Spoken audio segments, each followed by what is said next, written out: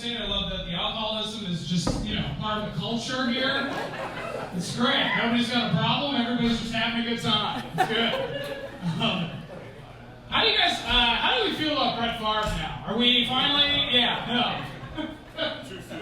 Yeah, too soon. Everyone's like, Jesus. Well, I'm actually a Packer fan. I grew up outside of Minneapolis. So I've known Brett Favre as a piece of shit since like 2009. So sure, he stole $5 million from a Mississippi welfare fund, but he also stole my heart in 8th grade. Not for the other team. You guys don't fun. Never mind. I'm not going to explain it. It's fine. My name is Tucker. Tucker's kind of a weird name.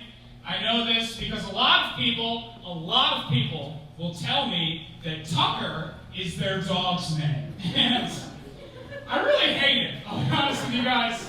Really bothers me. Because it happens all the time. Like once a month, a total stranger will be like, "Oh, your name's Tucker? My dog's name is Tucker." And I have to pretend like that's not an insult. Right? Because who wants that? Who wants... You know what I mean? Like, it feels like what they're saying is like we named our dog Tucker. But what I hear in my head is you have a dog's name. And that's not cool, Like, nobody wants that. It doesn't help that I look like a Labrador as well, so it's like... It's just confusing for people, I don't know. Tucker's a weird name, though. It rhymes with the F word, which I'm sure you all immediately gathered. It seems smart. Here's something you might not know. When your name rhymes with a curse word, you start saying that curse word at a shockingly young age. Okay? And so I started using the F word as part of my regular vernacular when I was like 3 years old. Okay? And if you're not laughing, you're not appreciating a 3-year-old in Walmart calling everything fucker. Just like, fucker! Fucker! Fucker! Fucker! Fucker! Fucker! Very cute, very funny. And now I do this. Isn't that weird? Who would have thought? I will say, definitely the worst part about being named Tucker, definitely the worst part is Tucker Carlson. That is, hands down, this guy is ruining my life, okay? He really is. If you don't know who Tucker Carlson is, congratulations, I wish I was you, okay? He's a vile, racist piece of shit who's on the television, and he's such a vile, racist piece of shit. As a Tucker, now I understand why there's nobody named Adolf, okay?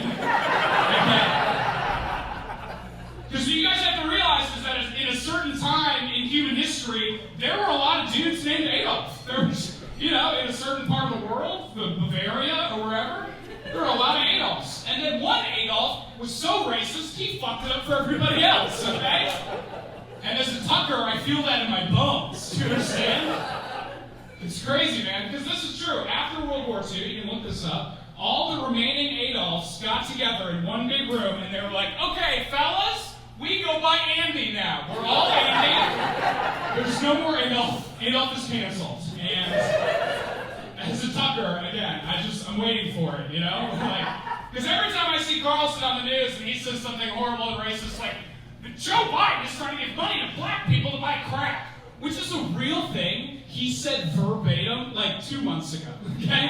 This is not like a dug-up tweet, okay? This is like what he says on the news. And I see that and I go, oh God, okay. I'm gonna have to start going by Tom now. I don't know what to do with myself. Figure something else out, It is a wild time we live in, 2022. It's an election year. Are you guys registered? If I was like one of those, democracy ads or whatever that's on Spotify, I was like, make sure you're registered, Because it matters, it does matter. You gotta vote. I love to vote. I vote for everything, all the time, whatever, president, city council, new Doritos flavors. I just love democracy, okay? Love to make my voice heard. I think the one problem with voting for me is that, especially when I vote, like in national elections, it always makes me realize that I don't actually know how the government works. Like, especially at a local level, there's all these positions, you're like, I don't follow any of these guys on Instagram, because I feel like, I don't know, I try to study and I pay attention to the news, try to focus on the candidates and the issues, but the news it's not good at telling you information, you know? Like the news is like, it's like if you ask a friend, like, hey, how are you? How have things been? And they're like, ah! Right? It's just not a healthy form of communication, you know? But I watch the news, but the news sucks, man. It's like watching the news, it's like the adult version of cutting, where it hurts, but it reminds you that you're alive. You know, it makes you feel something. Which, some people hate that show, and they're right, but I do it for the people who had a tough time in middle school. That's why. No, so I watch this. I don't know, but every time I go into a ballot box to vote, it always makes me feel like I'm taking a test that I haven't studied all the way for. You know? Remember that from school when you're like, yeah, I studied. Well, I read the chapter. Well, I skimmed the material. I got this, right? It's the same thing every time I get in there. I'm like, all right, here we go. President, got it. Senator, got it.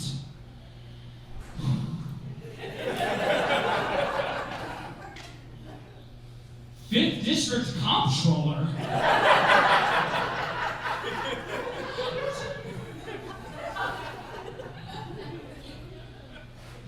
Well, this name looks responsible. Let's go ahead. I'm sure they'll do a great job comping the trollers or whatever they have to do once they get there. You know? I don't know if this will work because I'm outside of Chicago, but do you guys know the Chicago mayor? Clap if you know who the Chicago mayor is, right? Good luck. So, how do you feel about Lori? Yeah, listen, I'm hard to agree. It's actually very funny because everybody hates Lori Lightfoot, and it's a very bipartisan issue. You know, everyone can come together and not like this lady. I think her problem, honestly, is that she's funny, right? Which is not a quality you want in a mayor, you know? Comedian, sure. Mayor, no, okay? But I don't know, have you ever seen her? She dresses like a lunch lady and talks like my grandpa. She's just a silly lady, you know? And I'll tell you guys, so in Chicago, there's a lot of problems in the city of Chicago, right? We have underfunded education, mental health services, crime, right? And so what we're doing is the mayor is building a casino on the west side. Hell yeah! Get these kids gambling! I don't know what the meeting for that must have been like, but they were like, I don't know, don't sell crack, play blackjack. Write that down, that's good. We might use that. My favorite thing, and I'll move on from Lori, but my favorite thing is she's running for re-election next year in 2023, and so next year in Chicago in the summer, we are getting our first NASCAR event.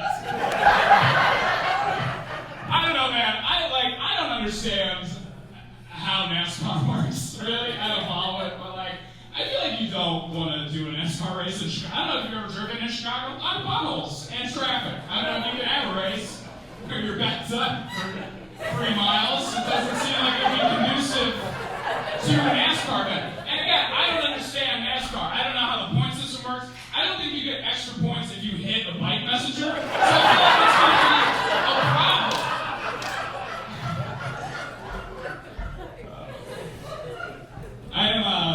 I'm a little bit of a technophobe. I'm a little afraid of technology. I think just sometimes there's things with tech, new tech, and it comes out, and you're like, do we need that? And it's too late, you know? Do you guys know how the new iPhone, it scans your face, and that's how it unlocks? Does that not make anybody else uncomfortable? Even a little bit? Oh, your phone can see. Okay, that's good. I don't know, man. I think the thumbprint was enough. I don't think we needed that. The 1984 album. Yeah, thank you. One lady is with me. The rest of you are like, you have an Android, don't you? And you're right, I do. So I switched, actually. I'm not lying. So I switched. Couldn't handle it. Yeah, I don't know. I think we in this, we're too willing, I guess, to give up data privacy. I think that's something that bothers me a lot. You guys know how when you go on a website now, there'll be a little pop-up at the bottom of your screen, and it'll be like, hey, just we love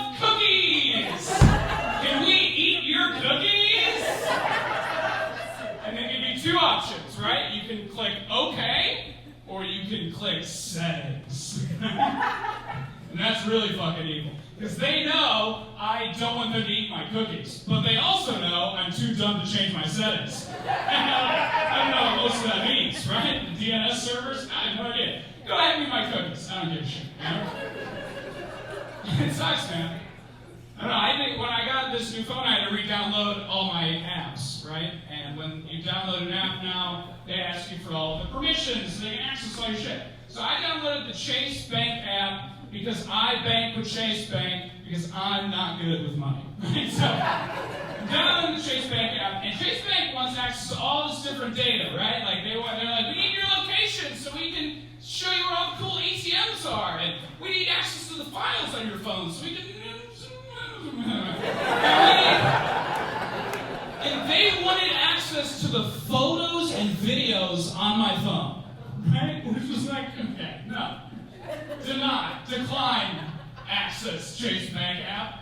And then Chase was like, all right, well, I guess our bank app's not going to work if we can't have access. Look, we're a bank. How can we bank if we don't have access to the photos and videos? Why are you being so unreasonable about this? We just need to see the photos so we can bank better for you, right? It was so bizarre, dude. It felt like I was being extorted by my own phone. It was like, listen, if you want to transfer money between your checking and savings account, we have to see your girlfriend's nudes. We have to see that. Via the mobile. Right? You're going to see those girlfriend's nudes, or you're never going to pay off your credit card balance ever again. Bye-bye. So Chase has access to my photos and videos. Because I'm not going to a branch, okay? What am I? And that's gotten better, though, data privacy. It used to be really bad. Do you guys remember the story? Like 10 years ago, there was this woman who got pregnant, which is something women can do. And this woman gets pregnant, but she doesn't know yet that she's pregnant.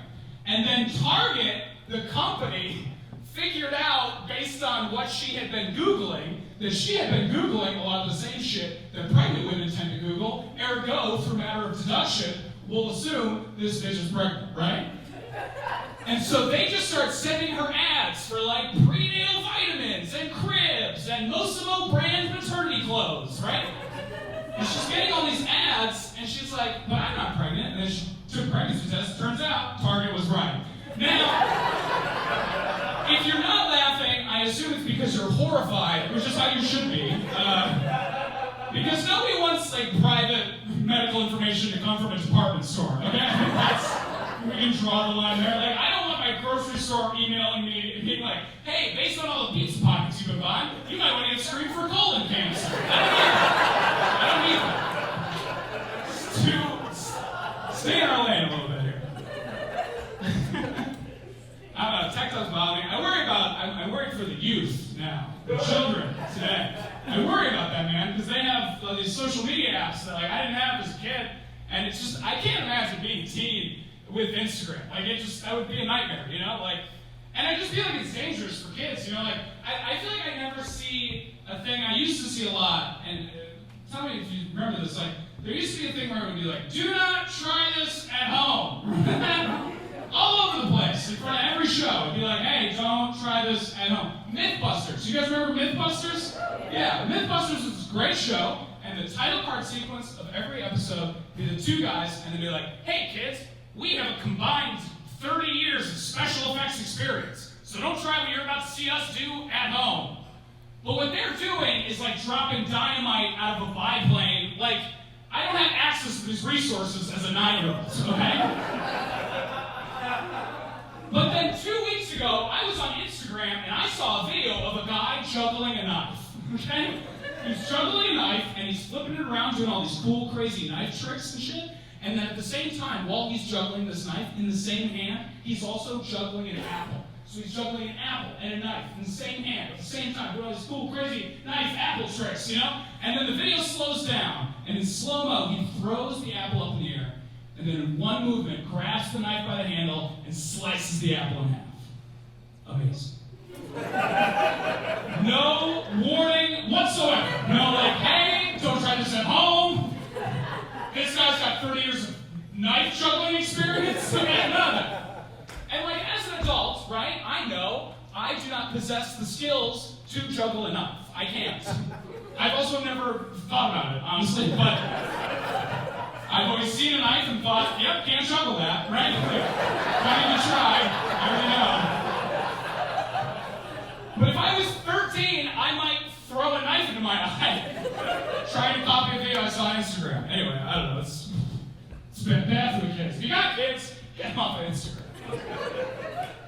But it's, I don't know, it's bad for adults too. Like, there's this woman I follow. I really worry about her, man. She's not my friend or anything, but you know how it is with Instagram. You just follow people and you're like, okay, I know everything about your life now. So this woman, I really worry about her, man. She's posting all these like notes app things where it's like 10 slides of her ranting, or it'll be like weird videos of her dancing with her music, you know. And the craziest thing she does is she'll post like a ton of like her own nudes, just like on her main Instagram page. I don't know, does anybody else follow Britney Spears on Instagram? Yeah. Some people get ahead of me on that joke. You guys are my fans. Yeah, I worry about Britney, man. Britney, if you haven't been following Britney Spears, so she was in this horrible conservatorship under her father for like 15 years. Like this horrible legal situation. Couldn't access her own money, couldn't make her own decision. Terrible shit, right? Horrible shit. And then like a year ago, we collectively freed Britney. Like we did it as a society. We rose up as one and slayed her dad. That's what happened. That's the way I understand it. So now Britney is free. She's free, and she's free to mostly, it seems, post her own nudes on Instagram. I don't know what she's doing with all the time, but that's a significant chunk of it, you know? And like, here's the thing, if you haven't seen it, like, I don't know how to say this without sounding kind of sexist, but they're not sexy nudes. Like, they're not pinups, you know what I mean? Like this is my impression of every Britney Spears nude on Instagram. It's just feet shoulder width apart, hands at her sides, dead stare into the camera. It's really unsettling, I'll be honest with you. It's really bad. It looks less like a nude and more like something you'd see in a medical textbook. Like, it's very clinical. It's weird. I don't know, I worry about it. I got the light. I want to tell you guys a quick story before I get out of here. This happened to me a couple months ago. So I grew up in Minneapolis, or outside of Minneapolis, and I live in Chicago now. So now when I go home to see my parents, I just drive through the great state of Wisconsin. You know, 94 all the way up, baby. And so this happened a couple months ago. I was driving home, and I was stopped at a Popeyes that was connected to a gas station outside of Madison, Wisconsin, because I love authentic Cajun cuisine, right? So I'm at this Popeyes. And there's only 3 people in the Popeyes. There's me, a guy in front of me in line, and then the guy behind the counter. Now, the guy behind the counter, I'll just say, is clearly an immigrant, okay? He's very thick accent, doesn't appear to be from suburban Wisconsin, you know, like, just from vibes, I can tell that. And then, and his accent, also. And the guy in front of me line, I can't see his face, right? But from the back, he's wearing construction boots, cargo shorts, and then one of those t-shirts that you get at Walmart that's like, you don't tread on my freedoms while I'm standing at the flag and saluting the cross, right? And it's got like a bald eagle doing cocaine or whatever. Yeah, you've been to Walmart. You guys know. I've been to Walmart, right? So that's what he looks like. And I can just kind of tell, based on how he's dressed and where I am geographically, this guy's probably racist. He's probably, I know you have that shirt, sir. I'm not talking about you. Unless it was you, that would be hilarious. We'll find out at the end of this joke if that was you. But I can just tell, I can just get a sense, right? And I think it's probably a pretty fair guess. He looks like that in the middle of nowhere, Wisconsin. He probably gets nervous around Muslims. That's all I'm saying. He sees a sweaty. Anyway, so the guy behind the counter, I'm not going to do his accent because that'll seem racist, but I will do a Scottish accent. So, more racially appropriate. So, the guy behind the counter asks the guy in front of me, he goes, "What's your name, Waddy?" And, not good Scottish, but, and then the guy in front of me, he just mumbles something. I don't hear what he says, he just kind of mumbles under his breath. And then the guy behind the counter, I swear to God, he goes, "Oh, where's Tom, Jerry? Where's Tom, Jerry? Jerry, where's Tom, Jerry?" Clearly, he's trying to make a joke, right? He's trying to make a Tom and Jerry joke, right? But as you guys may or may not know, comedy is hard, okay? It's not easy. It involves a lot of nuance and reference and the general understanding that a joke is being told, right? And in fairness, Tom and Jerry is kind of an outdated reference, right? I don't know, it's a cartoon that went off the air like 75 years ago, I don't know. And we all know it, but it's not that super relevant, you know what I'm saying?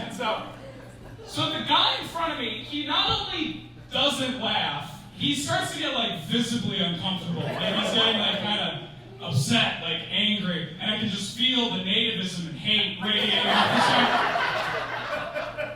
And the guy behind the counter does not read the room. He doubles down, okay? And he goes, "Where's Tom, Jerry?" And I have to stress to you, he was saying it with that intonation, at that volume, that many times. Like just over and over. Just, "Where's Tom, Jerry?" And at one point,